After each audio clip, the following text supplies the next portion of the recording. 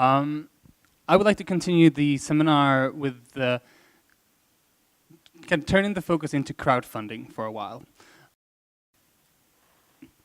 So I love definitions, so here's another one. This is the definition for crowdfunding. So crowdfunding is a cooperation by a group of people to monetarily support a project. So now it's crowdsourcing with money. And for the business people in the crowd, now it is when it's get exciting, isn't it? And tell you the story of Jill Sobule. She's an American singer-songwriter. She released 4 records with like major record labels. 2 of them went bankrupt, and 2 of them didn't want to work with her anymore. So she was kind of fed up with the system and how it worked, and so she decided to do it herself in a way. But still, she wanted to do it like with a proper producer and with a budget and all of that. So she decided to ask her fans if they would like to finance her next album for her. So she created the site yillsnextrecord.com, and on it she proposed 12 different ways that her fans could participate or give money to her next album. And she was really inventive about the levels. And for $100 you get a t-shirt saying you are the junior executive producer of the album. For $500, she did an instrumental track where she just told all the names that had financed $500 for her album, and for $10,000, at the weapons grade plutonium level, she invited you to come and sing on the album. And if you can't sing, no worries, we can fix that on our end. And if that doesn't work, you can always play the cowbell. And actually somebody did this, and so it was a fun experiment that eventually turned out well. And so she actually made $89,000 this way, and she did it in only 53 days with only 638 people. And I think this is an incredible story of somebody. She already had her fans. She wanted to do it her own way, and she put a site up and made it work. And here's the distribution of how people paid her, what people paid her for. And as you can see on the site here, it looks very 90s, so to speak. It looks like the web used to do. So the good thing is, or the good news here is that when Jill did her project, she had to like hire somebody to make the site for her. It was kind of tricky. But since then, lots of platforms has launched where you can easily put your project on. So you don't need to hire any IT person to help you build the whole framework for people to help you in. And with those platforms, all you have to do is to say how much money you would like and how many days you think that will take.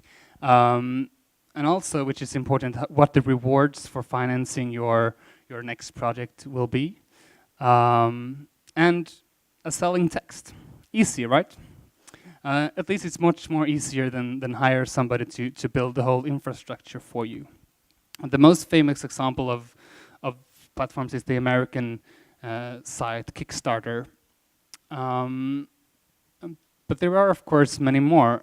Another one is called Indiegogo. And also, in this side of the world, there are starting to pop up crowdfunding tools. One is Together.asia. And recently I found out about this site. Has anybody seen this? So this is a Hong Kong-based company called Sao.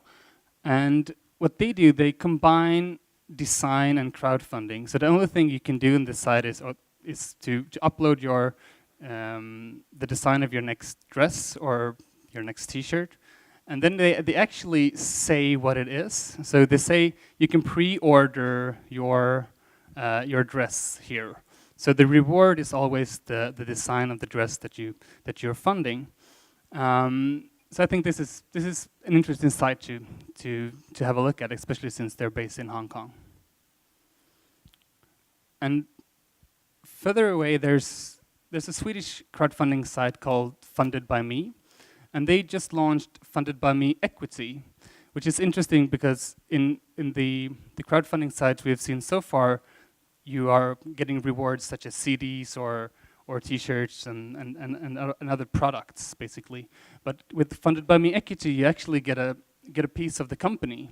So you become an investor in like a restaurant or a shirt maker, which looks much more like the stock market used to do, but for ordinary people, so to speak. So now it's possible to launch your company and to get real investors that are actually people like us.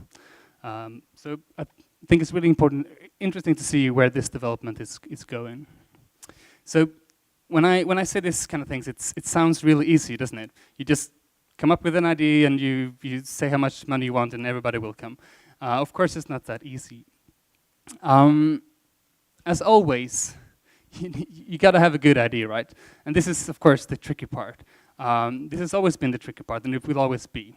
So, I mean, as we've heard before, test your ideas on all your friends and ask people at the cafe about your idea before you actually turn it into a crowdfunding project. Do you think this guy's cute? I think. Anyways, I think it's important to emphasize yourself when you do crowdfunding projects, because eventually people are investing in you. It's your story and it's your idea, and it's important that you say who you are, where you come from, where you got the idea, and that kind of thing. And also that it is really a story that you can tell. If you don't have a story, make it up, because people will love to invest in stories, because we love to tell stories to other people. I invested in this project because they had this blah blah blah story, and that makes us feel good because we have a story to tell to people. On those sites, there's also the opportunity to upload a video, and I think it's a really important.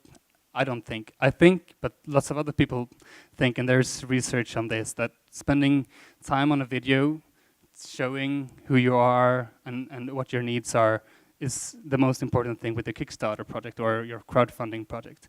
And there's this saying that sometimes people spend more money on creating the video for the crowdfunding project than the crowdfunding budget is, which is a little bit ridiculous, but it says something about how important a video is to show people that you're real and that your needs are real, and that therefore they should spend money on your project.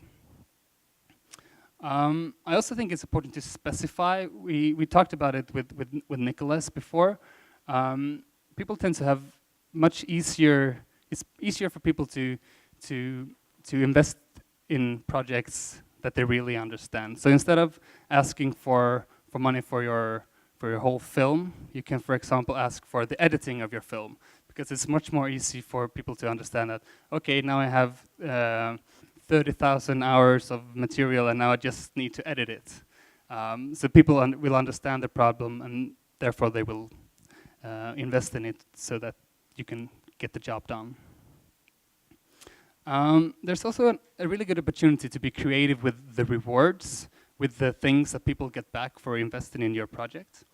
The first time I funded or helped funded something on Kickstarter, it was for a band called Asobi Sexu, and this is a band that I kind of like. I would never buy a record in the days that I bought records, but at $100 they would draw me a painting or a picture, and I was like, oh, I kind of like art, and why not? And then there was this sentence saying, "No art critics, please." And that sentence triggered me. I really need to see this picture now.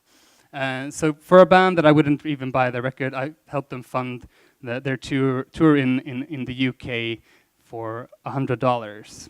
So this is an example that you can really work with people. And this leads me to the next thing. Don't leave any money on the table. Even though you don't think that anybody will pay you $10,000 US to come and sing on your record, who are you to judge? Let people, enable people to do it, and if somebody do, that's wonderful.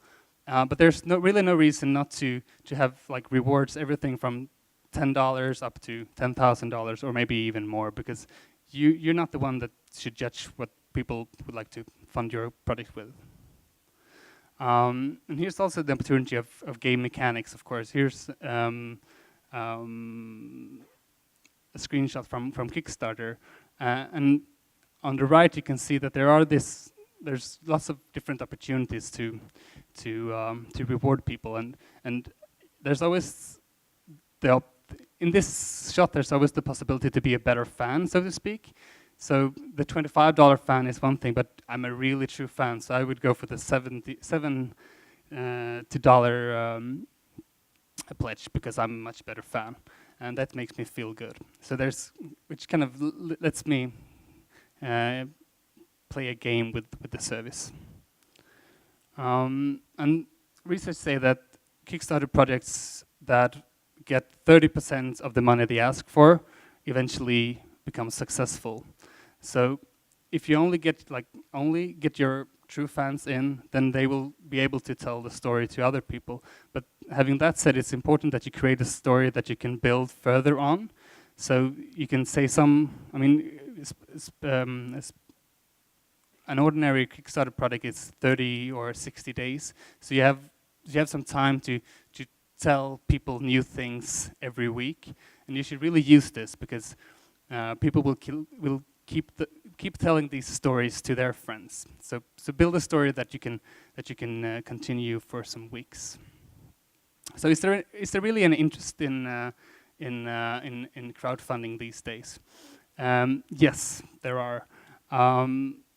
It's estimated that 1.5 billion US dollars each year is crowdfunding in total.